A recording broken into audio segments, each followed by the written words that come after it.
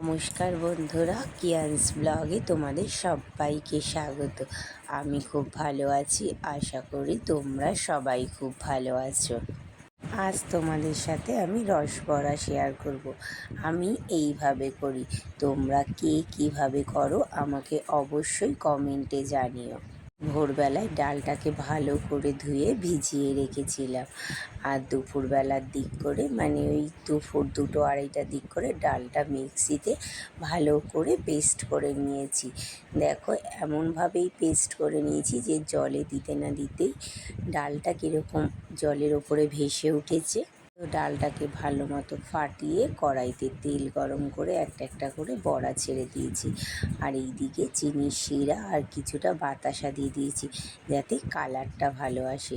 তো এই করতে করতে একটা রস বড়া করলাম আর রসে চুবিয়ে দিলাম।